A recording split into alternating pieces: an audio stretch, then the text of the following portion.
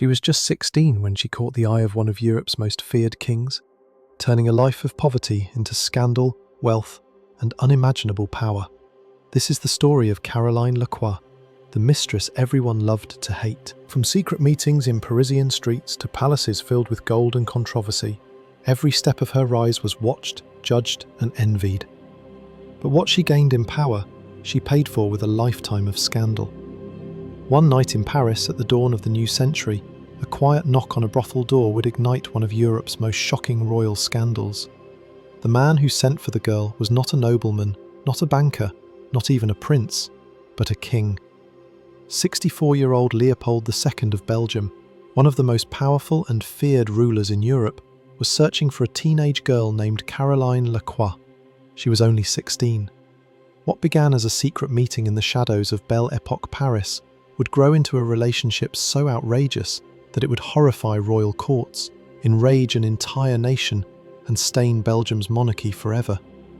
Caroline would rise from poverty and obscurity to unimaginable wealth, living in palaces paid for with blood-soaked money from the Congo. To the Belgian people, she became the symbol of everything rotten about their king, his cruelty, his greed, and his complete disregard for morality. She would be called many things: courtesan, thief, temptress, parasite. But above all, history would remember her as the most hated woman in Belgium.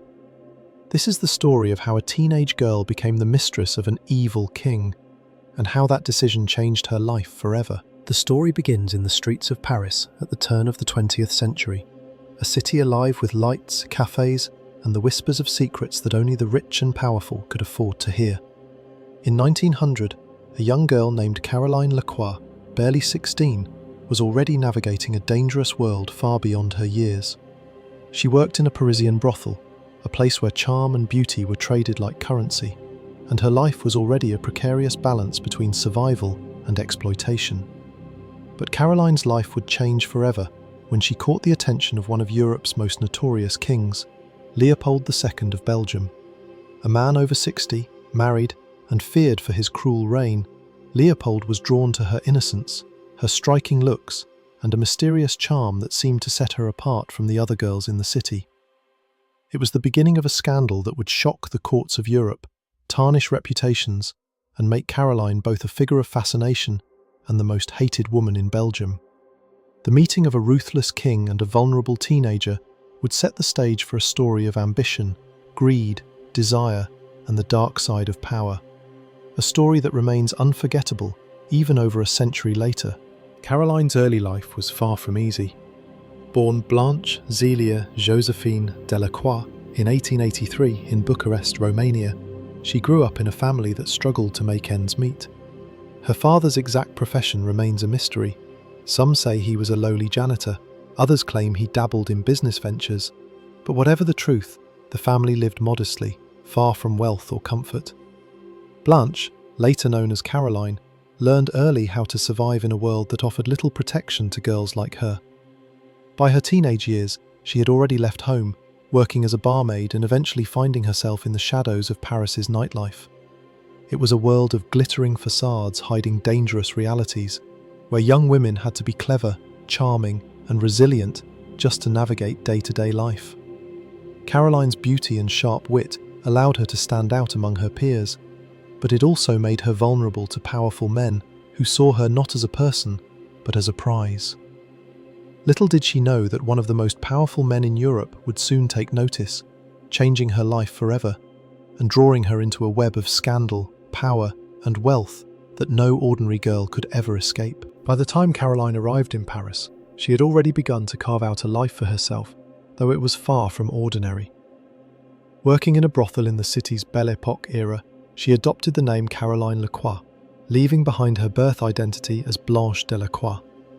In a world that thrived on appearances and charm, Caroline's striking chestnut hair, graceful figure, and keen intelligence quickly made her stand out. She caught the eyes of wealthy clients, men who could afford not just her company, but also influence and protection. Yet despite the attention, her life remained precarious, defined by the delicate balance between favour and danger. Her days were filled with calculated smiles, carefully chosen words, and a constant awareness of those around her. And it was during this time, as she navigated the glittering yet perilous world of Parisian high society from the shadows, that one man, far above all others in power and wealth, noticed her. King Leopold II of Belgium, infamous for his cruelty and immense riches, was drawn to Caroline, setting the stage for a relationship that would shock Europe, create unimaginable wealth for her, and also make her one of the most reviled women in Belgian history. In 1900, Caroline's life took a dramatic turn when King Leopold II of Belgium came to Paris. He was a man feared and admired across Europe, infamous for his iron rule and enormous wealth amassed from his private control over the Congo. At 64, he was nearly 50 years older than Caroline, yet the king was captivated by her beauty, youth, and the quiet confidence she carried, even in a world that had hardened her. One of his emissaries approached her at the Élysée Palace, speaking in veiled terms about a very high personage who wished to meet her. The next day, that meeting changed everything. Caroline, barely 17, became the king's mistress almost immediately. Her life, once precarious and uncertain, transformed overnight into one filled with luxury, power, and danger. Yet the relationship was far from simple. Leopold was still married at the time, and the affair was scandalous even in the secretive corridors of European nobility. Caroline's position as a young commoner, thrust into the orbit of one of the most notorious men of the age, would ignite gossip, envy, and hatred across Belgium. And while she would gain unimaginable wealth and influence, she would also become the target of public fury, forever remembered as the hated mistress of an evil king. As Caroline settled into her new life beside King Leopold II, her existence became a whirlwind of luxury and scrutiny. She travelled with him to Austria, attended grand events, and lived in opulent residences, all while still so young and inexperienced. Yet the privileges came with constant judgment. The people of Belgium, already aware of Leopold's harsh rule in the Congo, resented that the wealth extracted from their colonies seemed to enrich a teenage mistress rather than the nation. Caroline, once a barmaid and a commoner, was now in the public eye, subjected to gossip, scorn, and even hostility from those who had once been powerless in her world.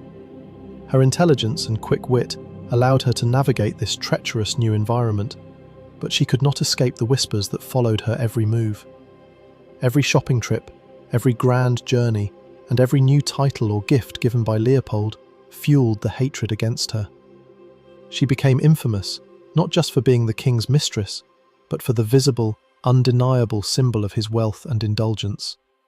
And while the young Caroline revelled in her newfound power, the consequences of her proximity to a man like Leopold II were only beginning to unfold, setting the stage for scandals, rivalries, and history's harsh judgment.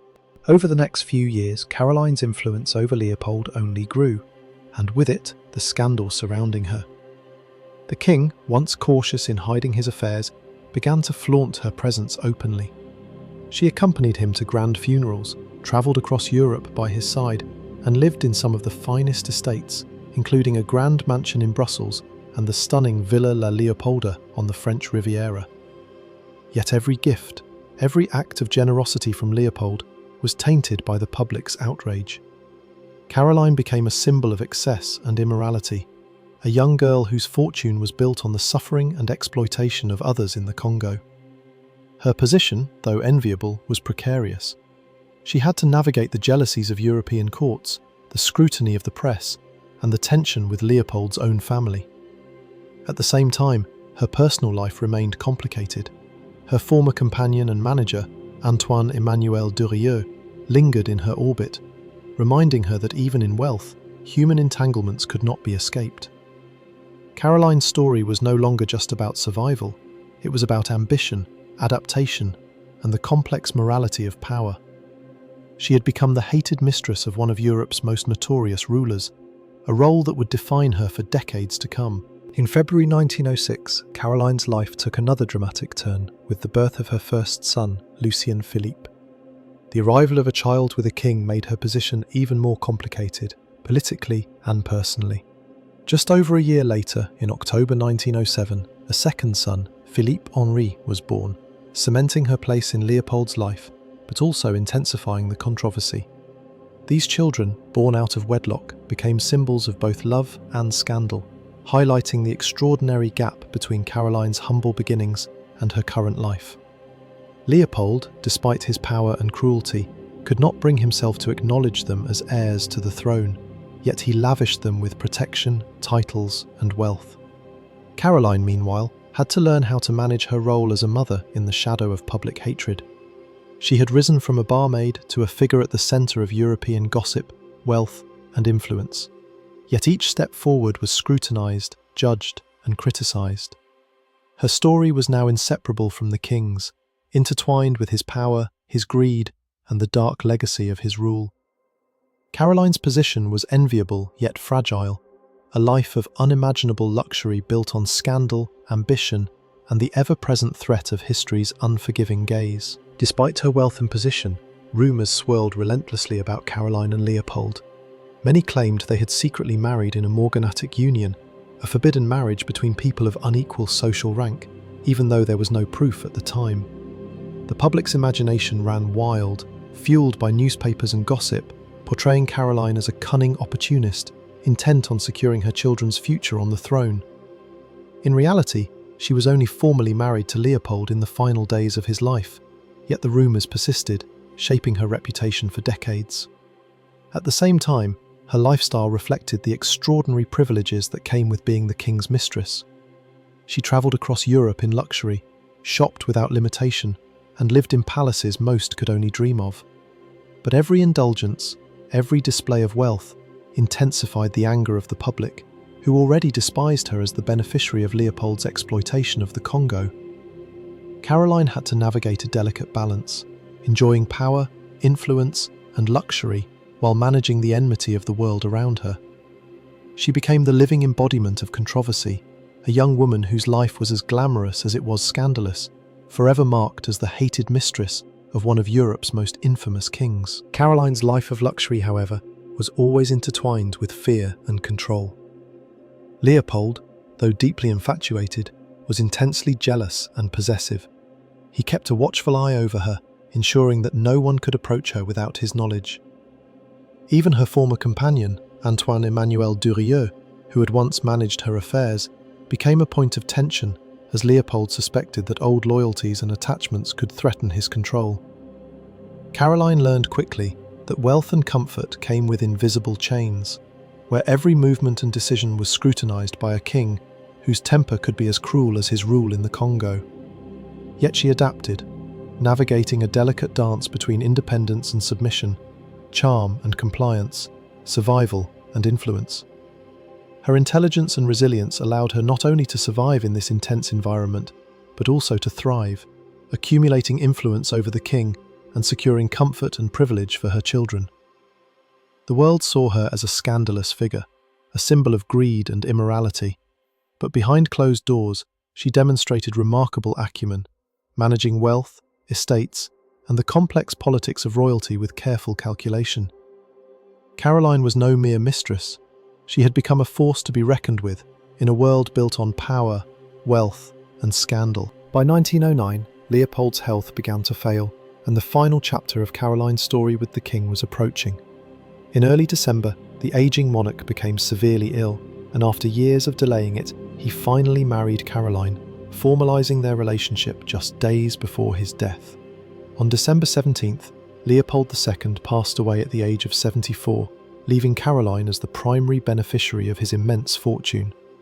The wealth he left behind was staggering, accumulated largely through the exploitation of the Congo, and it was placed into trusts and companies for Caroline and their two sons. The public outrage was immediate. Leopold's daughters from his first marriage received only a fraction of the estate, while Caroline's newfound wealth made her a target of envy and hatred. Even King Albert, Leopold's successor, attempted to reclaim some of the fortune, and legal battles ensued. Yet Caroline remained remarkably composed, seemingly unshaken by the hostility that followed her. She had survived ridicule, scandal, and judgment, and emerged with both power and security. Her life, which had begun in obscurity and poverty, had transformed completely, securing her place in history as one of the most notorious and controversial women of her time. After Leopold's death, Caroline's life continued to be a mixture of luxury and controversy. She inherited immense wealth, enough to live in comfort for the rest of her life, yet her reputation remained tarnished. The Belgian public loathed her, blaming her for the king's greed and the suffering in the Congo, and at times she faced public hostility, including stones thrown at her carriage in Brussels. Despite this, she moved through life with poise and resilience, never allowing the hatred to control her. She married Antoine-Emmanuel Durieux, though the marriage ended in divorce a few years later, and she devoted herself to raising her surviving son, Philippe, who would live until 1984 as the Duke of Tervuren. Caroline eventually published her memoirs in the 1930s, recounting her extraordinary journey from poverty to scandalous power. She lived quietly through the turmoil of Europe's wars, maintaining her wealth and influence, until her death in 1948 at the age of 64. Caroline Lacroix's life remains a story of transformation, ambition, and survival. A young girl who rose from obscurity to become the most hated and fascinating figure beside one of Europe's most infamous kings. Her legacy is one of scandal, power, and the undeniable impact of ambition in a world ruled by wealth and cruelty. Caroline's story reminds us how history often remembers the powerful, but never forgets the scandalous. If you were amazed by her rise and the controversy it sparked, comment below which moment shocked you the most, and don't forget to subscribe for more hidden stories of history's forgotten figures.